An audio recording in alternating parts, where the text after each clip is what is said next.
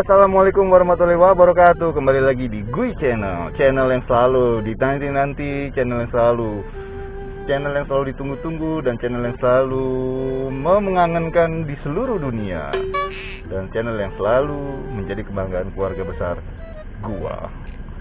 Oke sobat gue, hari ini gua langsung syuting di mobil karena gua ketemu Ki Adek. Kita akan membahas persoalan-persoalan yang tadinya bagaimana ya, yang biasa-biasa aja lah, persoalan-persoalan tentang karir, persoalan tentang cinta, persoalan tentang jodoh, mungkin nanti akan dikupas tuntas. Kita akan beranjak ke Semanggi, Plaza Semanggi. Di sana kita akan syuting di sana, dan gua sedang di mobil bersama Gui Management Team. Oke, kita saksikan terus ya di Gui Channel. So, don't go anywhere. Jangan kemana-mana, tetap di Gui Channel.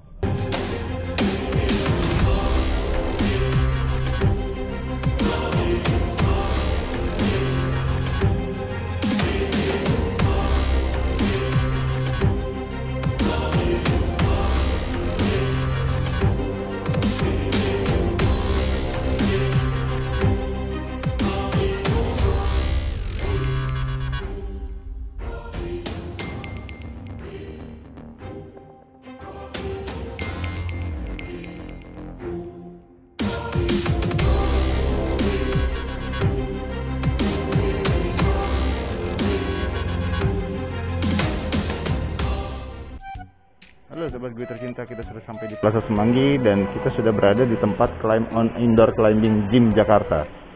Oke sobat gue, ini dia.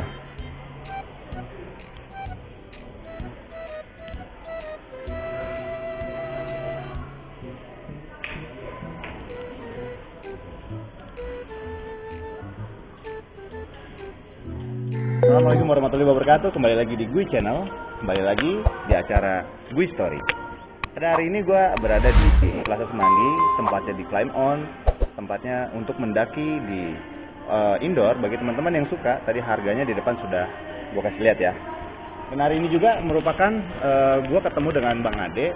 Tempat ini adalah salah satu temannya beliau. Kenapa gue pengen ngobrol lagi dengan Bang Ade berkaitan pada saat kemarin gue ke Bali. Ke Bali itu ada beberapa hal yang ingin gue tanyakan.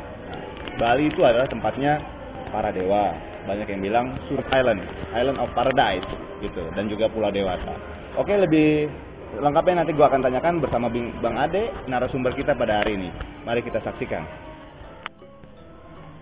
Oke sobat gue, kita sudah ketemu dengan Bang Ade ya. Kita ngobrol santai aja Bang ya. Ya.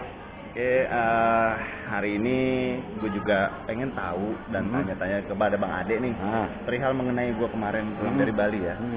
Ada beberapa tempat yang gue lihat ada patung ya Bang. Jadi di situ ada, di Pantai Pandawa itu ada patung Pandawa 5 kali ya, dari ya Bima ya kan, terus Arjuna, terus Pandawa 5 itu yang Nakula Sadewa terakhir ya. Urutannya, dan kenapa sih itu menjadikan simbol pantai tersebut? Itu kenapa ya Bang? Jadi kalau kita bicara tentang Pandawa 5, yang pertama, kakak pertamanya adalah Yudhistira. Yudhistira, betul. Ya, yang kedua Bima atau Bimoseno. Yang ketiga adalah Arjuna. Dan yang keempat dan kelima adalah saudara kembar Nakula dan Sadewa. Betul. Jadi dalam cerita Pandawa 5 ini kita akan kembali ke cerita Mahabharata, di mana peperangan antara keluarga, peperangan antara keluarga sepupu antara Pandawa 5 dan pasukan 1000 raksasa. Maksud 1000 raksasa ini sepupu-sepupunya itu digambarkan sosok raksasa. Iya, yang sangat mengerikan, dan itu berjumlah 1000 orang, sedangkan dia hanya berlima. Jadi ini adalah sosok pahlawan di masa kuno. Jadi ini sebenarnya Pandawa 5 ini bukan cerita dari India. Aslinya itu adalah cerita Nusantara yang justru diadopsi oleh sastrawan India, dan diceritakan di sana seolah-olah kejadian Mahabharata ini ada di sana. Karena itu Nusantara ya? Iya, antara kerajaan Astina dan Amarta. Dua kerajaan bersaudara ini yang berseteru. Jadi menurut saya pribadi, cerita-cerita Nusantara itu banyak juga keluar dari Nusantara dan diadopsi oleh bangsa-bangsa lain untuk diceritakan kembali. Karena cerita Pandawa Lima ini pertama kali adanya di daerah Kediri. Oh, Kediri pertama kali. Iya, jadi Kedirinya Kediri kuno, bukan kerajaan Kediri yang kita kenal pada abad ke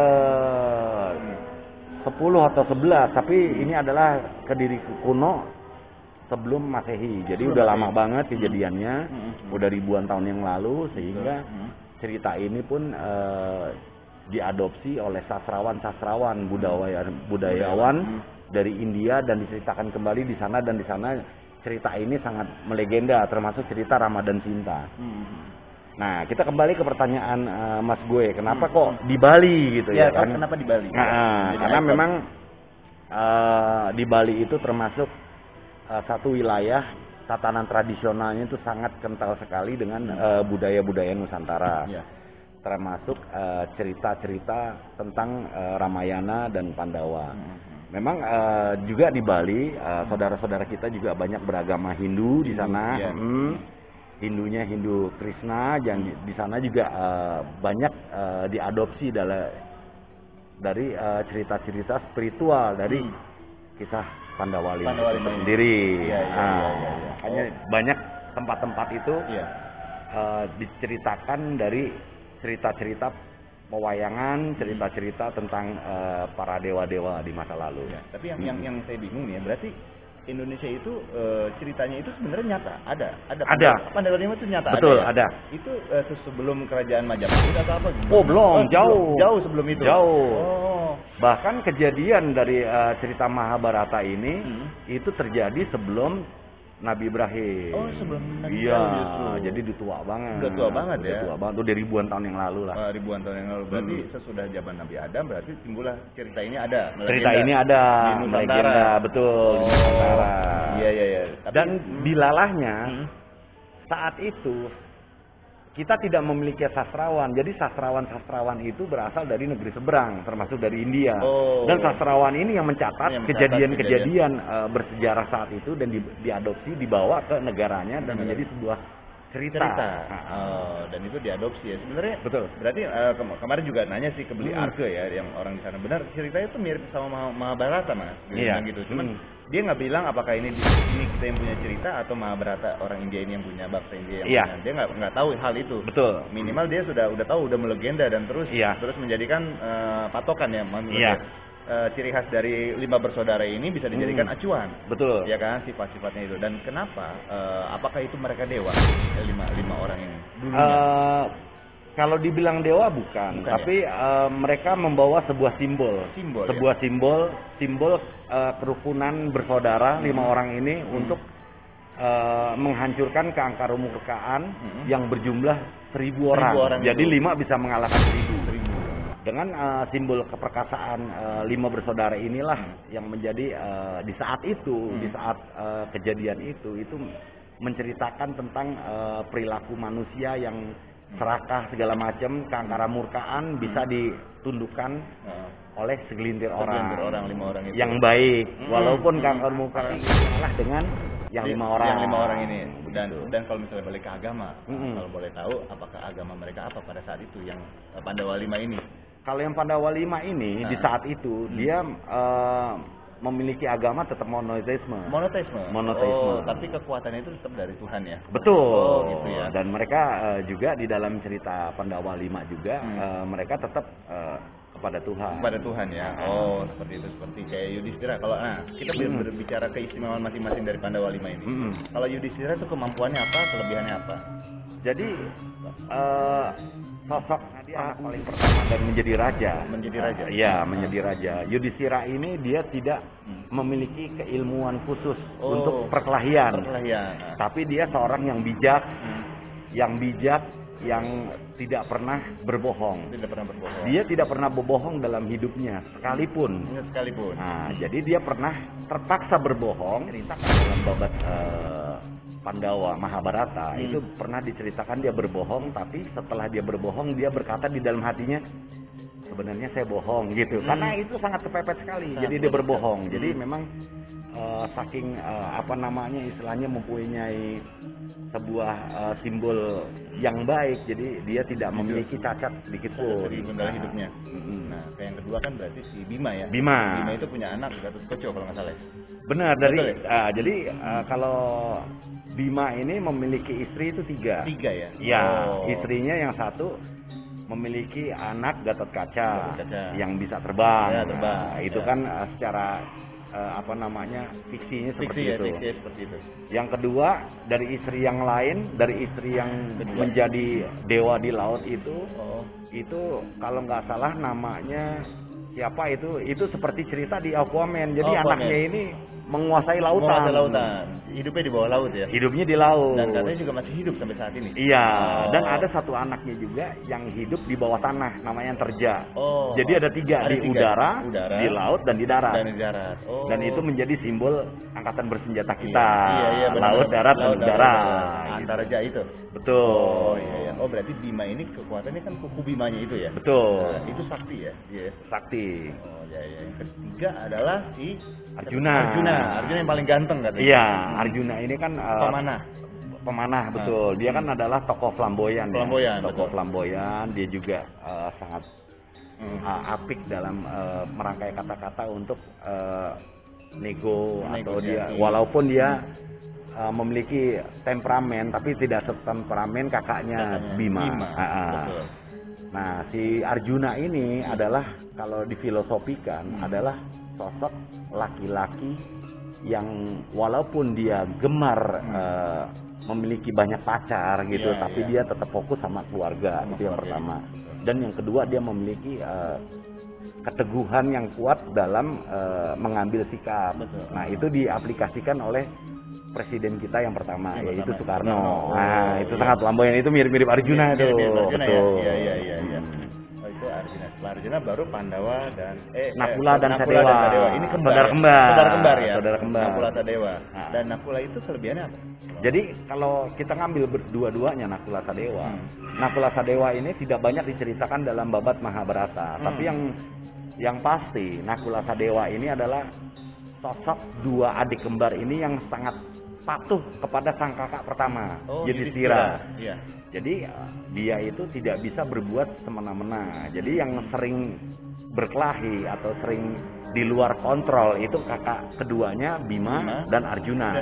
Tapi kalau Nakula dan Sadewa itu sangat patuh kepada Yudhistira. Jadi dia tidak mau mengambil keputusan tanpa apa namanya dari abangnya itu dari Yudhistira. Itu cerita Nakula Sadewa. Memang gak banyak diceritakan ya? Tidak banyak diceritakan. Cuman kemarin Beli Arga pernah ngomong di luar kamera bahwa si Nakula dan Sadewa ini yang satu katanya ahli menyembuhkan katanya. Antara Nakula dan saya lupa tuh kemarin. Iya, betul. Ahli pengobatan. Betul. Jadi kalau misalnya ada yang kena perang atau apa, dia menyembuhkan katanya. Iya, betul. Salah satunya sih saya juga nggak tahu antara Nakula atau Sadewa.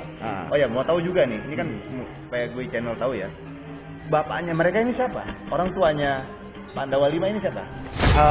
Orang tuanya Pandawa 5 itu namanya Pandu. Namanya Pandu Dewanata. Itu orang tuanya mereka. Orang tuanya. Oh, itu berasal dari kerajaan atau dewa atau? Pandu Dewanata ini seorang raja. Yang akhirnya sosok Pandu Dewanata ini dihianati oleh kakaknya dan dia lengser dan digantikan oleh kakaknya yang menjadi raja dan memiliki anak 1000. Oh, memiliki anak 1000. Nah, jadi kakaknya ini memiliki anak 1000 yang jadi akhirnya jadi rival anaknya keturunannya Pandu. 5 Pandawa 5 ini akhirnya mereka berdua rival. Ya? Betul, saudara. Walaupun ini 1000, ini lawan 5 ya? Lawan 5. Itu sebenarnya apa sih yang diperbutkan sama mereka ini? Yang diperbutkan adalah sebuah prinsip ya. Prinsip ya. Sebuah prinsip kalau yang namanya tahta dari zaman kerajaan dulu, kalau memang sudah turun ke si A atau ke si B itu nggak bisa diganggu gugat.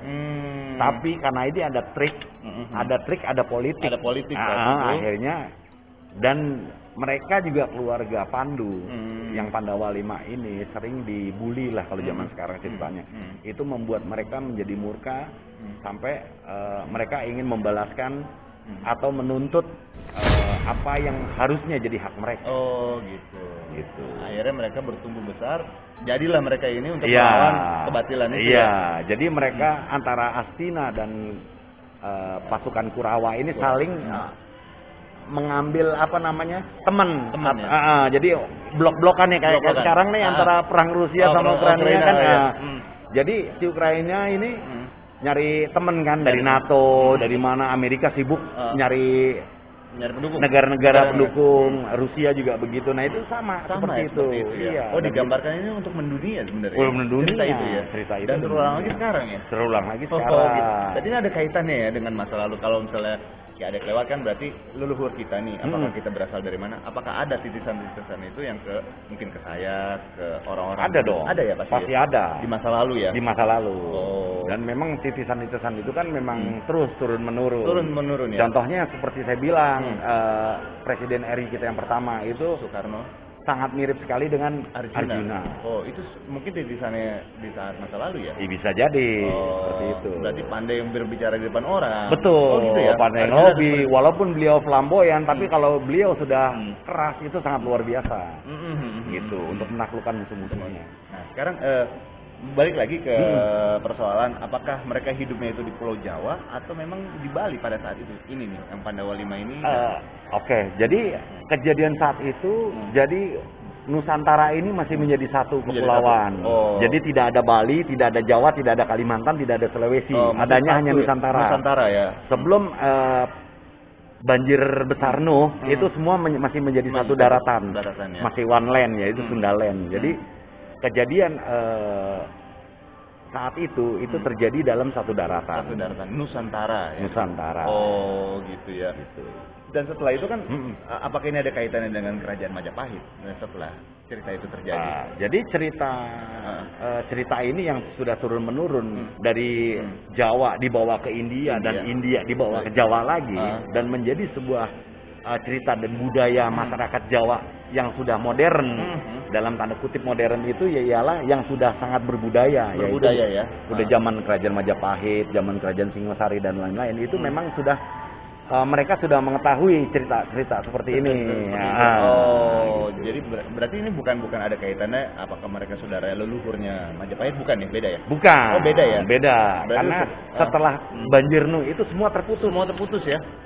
Terputus karena kan karena banjir bandang besar itu banyak yang pada meninggal kan. Nah, itu terputus dan sudah berhenti timbul baru-baru lagi. Berarti efeknya adalah mungkin peringatan Tuhan kali ya? Betul. Daripada perang saudara mendingan dihabisin sekalian gitu. Iya, memang itu terakhir dalam cerita perang Mahabharata. Ada namanya Prabu Krishna yang seorang titisan dewa. Iya, gajah dia ya? Apa bukan bentuknya semacam gajah? Bukan. Kalau ya? yang gajah itu dia anaknya Dewa Siwa. Dewa Siwa. Oh iya. Kalau Krishna ini keturunan dari Wisnu. Dari Wisnu. Beda lagi. Benar. Nah, sosok Krishna inilah yang terakhir menghantam pasukan Kurawa. Oh, pasukan Kurawa. Iya, saat pasukan 5 orang ini kepepet, Pandawa 5 ini, akhirnya Krishna turun dengan kesaktian yang sangat luar biasa.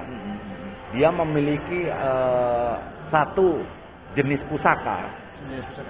Itu pusakanya itu jika dihantamkan, itu panasnya melebihi suhu matahari. Oh, ya seperti nuklir sekarang. Oh, gitu. Iya.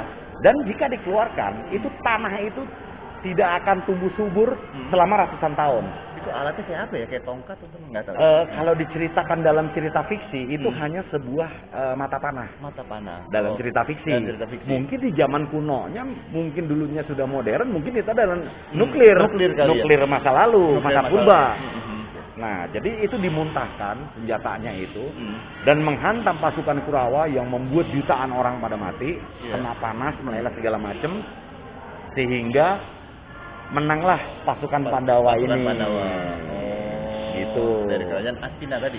Betul. Itu udah kepepet banget ya saat itu ya. Iya, karena memang dia mempunyai istilahnya udah kepepet karena kalah perang tadi itu kan si Gatot Kaca udah mati terbunuh, anaknya Bima. Iya.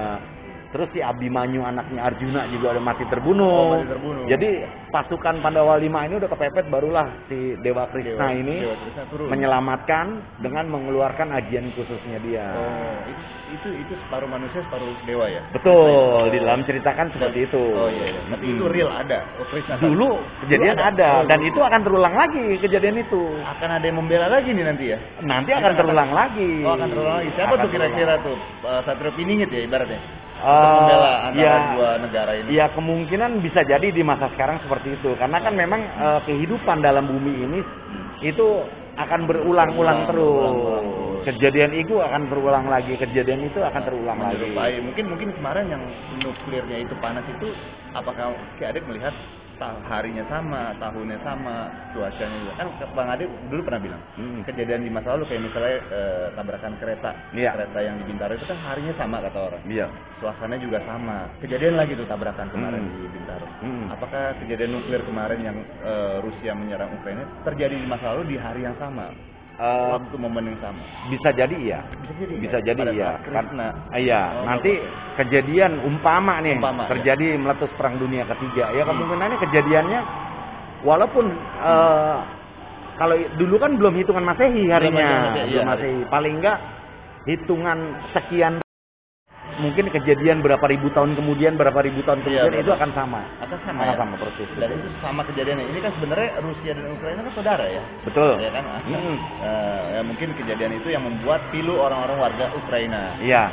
Mungkin kira-kira kan ada yang akan membela nih kan tadi kan Krishna turun nih. Iya. Apakah akan ada yang membela Ukraina? Wah, itu saya nggak tahu. Nggak tahu. Kalau masalah kayak kita nantikan aja ya kalau memang kejadian ya siapa tahu akan ada yang membela. Nah, itu aja sih. Nah, balik lagi nih Bang Ade. Nah, biar saya nggak penasaran dan juga gue channel nggak penasaran. Manusia itu katanya ada mirip 7. Ya kan 7. Mungkin apakah semuanya di Indonesia misalnya ada mirip gue ini? Apakah semuanya 7-7-nya itu di Indonesia ataukah memang di negara-negara lain ada mirip saya 7 orang itu? Tersebar gitu ya. Jadi memang kalau manusia mirip kembar 7 itu pasti tersebar di seluruh pelosok dunia. Ya. Tapi aslinya manusia itu kembar 100.000. Oh, 100.000. 100.000 di dimensi yang berbeda. Oh. Kalau di dimensi yang sekarang, di dimensi yang sama, yaitu bumi yang kita cintai ini, itu 7. 7, bener ya? Tapi 100.000 itu di dimensi yang berbeda. Misalnya di alam jin ada bukan. Bukan. Jadi bumi yang kita tempati ini mempunyai kembaran 100.000. Oh gitu. Jadi kehidupan saya, kehidupan Mas gue ini itu ada lagi di dunia yang lain yang tidak kita ketahui. Oh, mungkin warna kulit itu sama, cara ngomong sama. Oh, iya. Dan itu ada 100.000. 100.000 ya? 100.000. Mukanya mirip, semuanya juga mirip. Sama. Oh gitu. Berarti ya, saya juga kemarin ngomong sama Beli Arke sih. Di dunia ini dia mempercayai ya, mempercayai ada 7. Betul. Menurut kepercayaannya dia. Iya. Saya juga kata Beli Arke nih waktu off cam, saya juga pernah ngeliat orang mirip Bang Gui. Kata dia. Iya. Tapi di Jakarta juga katanya. Iya. Apakah itu Bang Gui atau gimana? Tapi dia mempercayai ada 7. Iya, betul. Dan misalnya nih, kalau misalnya kembar 7, saudara saya ada 7 di dunia ini. Apakah misalnya saya sakit, dia merasakan sakit juga? Koneksinya ke sana atau? Kalau itu enggak ya? Kalau itu enggak. Itu beda ya? Itu beda. Berarti jalannya masing-masing? Iya, beda. Oh gitu. Beda cerita. Iya. Nah, karena kalau yang kembar 7 itu kan tidak identik dengan DNA yang kita miliki. Oh, beda ya? Beda, DNA-nya beda. Mungkin sukunya juga berbeda. Beda. Agamanya berbeda. Iya, hanya wajahnya aja. Wajahnya. Nah, mungkin terakhir kali ya, ya Sobat Gue mungkin kita akan tanya mengenai kenapa sih Pulau Bali itu identiknya dengan Pulau Dewata, ya kan? Surganya dunia, banyak yang bilang begitu. Nah, kita langsung tanya ke Bang Ade, kenapa kayak begitu Bang? Ya karena yang pertama Bali memang yang kita ketahui adalah penganut agama Hindu, ya kan? Ya, betul. Jadi kenapa pulau di sana disebut Pulau Dewata? Karena di sana adalah tempatnya para dewa-dewa yang dianut oleh saudara-saudara kita yang beragama Hindu di sana. Betul. kalau alamnya menarik, memang dari zaman dahulu kala, memang saat pecahnya antara Pulau Jawa, Bali dan Lombok, itu di bagian timur itu memang sangat luar biasa, sangat spesial sekali. Indah benar. Betul. Jadi memang itu mungkin udah suratan dari ilahi kalau memang daerah Bali, Lombok dan sampai ke timur sana itu adalah tempatnya surga dunia. Betul. Gitu. Oh, seperti itu. Memang sih waktu saya ke sana, ya kan, melangkah sedikit pura. Iya. Jalan sedikit lagi pura, belok kanan, belok kiri pura. Iya. Jadi banyak yang bilang 1000 pura juga. Betul. Dan memang gini, memang di sana agama Hindu yang mayoritas ya, Iya. agama Muslim, tapi mereka hidup rukun loh. Betul. Contoh, saya ke Puja Mandala. Iya. Itu bersebelahan antara masjid, ya kan, semuanya berdampingan tuh. Iya. Ada di video saya. Jadi masjid terakhirnya pura. Nah, saya pengen tahu dan beli arka juga nggak tahu nih jawabannya apa. Masjid di ujung, pura di ujung. Apakah ini menandakan bahwa agama Islam dan agama Hindu ini yang menjaga kerukunan hidup beragama di Indonesia ini? Oh, jadi sebenarnya dari nenek moyang kita itu, semua agama yang ada di Nusantara ini itu akan rukun. Akan rukun ya? Ya, karena Nusantara adalah contoh ya. menjadi sebuah contoh bagi bangsa-bangsa lain. Kalau mau rukun agama tuh lihat tuh Indonesia. Betul. Tidak seperti di Irak, di Iran. Ada perang antara sesama Islam dia berkelahi. Betul. Di India antara Muslim dan Hindu. Berkelahi. Di Myanmar antara Buddha dan Muslim berkelahi. Itu mereka itu tidak mengaplikasikan, padahal mereka bersaudara, hanya berbeda keyakinan aja. Rasanya sama. Betul. Kenapa di Indonesia memang sangat rukun ya kan? Banget. Karena memang di Indonesia ini adalah tempat contoh. Contoh kerukunan beragama. Jadi dari bangsa manapun, mau dari Arab, mau dari Eropa, mau dari Tiongkok, mau dari India, mereka akan belajar tentang budaya Indonesia, Nusantara. Oh, makanya Puja Mandala itu didirikan itu sangat rapi loh. Jadi kalau misalnya Ramadan ya sholat raweh di sini, kalau ada keagamaan apa nih, dan mereka rukun di sana. Betul. Luar biasa. Karena itu memang aslinya nenek moyang kita ya seperti itu. Seperti itu ya. Rukun. Jadi kalau ada kita mau dipecah belah segala macam isu yang nggak penting itu jangan mau. Jangan mau ya. Itulah Sobat Gue, berarti memang kita semuanya saudara di Indonesia ini, baik saya, Bang Ade, semuanya, dan jangan sampai terprovokasi dengan hal-hal yang khususnya sara ya kan, itu suku, agama, ras dan adat istiadat. Oke gue, Sobat Gue, mungkin gitu aja untuk hari ini ya Bang Ade ya. Saya juga akan keliling-keliling dan pengen tahu nih tentang climbing on sini. Saya seneng banget loh di sini. Tempatnya keren ya. Terima kasih. Oke Sobat Gue, jangan lupa ke Plaza Semanggi. Tempatnya ini enak untuk hangout, untuk ngobrol ya Bang ya. Betul. Dan untuk climb on di situ juga ada yang jual-jual merchandise ada. Mungkin segitu aja dari saya untuk hari ini. Oke, nanti kita akan lihat di episode berikutnya bersama Gue Channel dan Bang Ade insya Allah di episode yang berikutnya ya. Oke, assalamualaikum warahmatullahi wabarakatuh.